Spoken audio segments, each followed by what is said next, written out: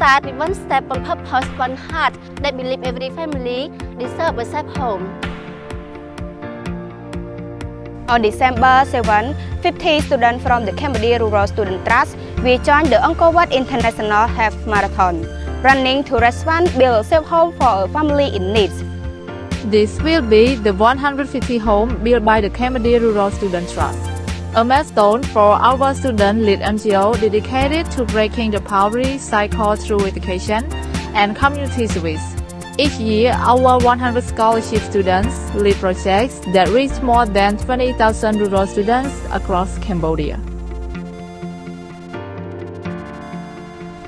Every step we take is for a family who dream of safety. Together, we can build more than a new home. We can build a future filled with hope.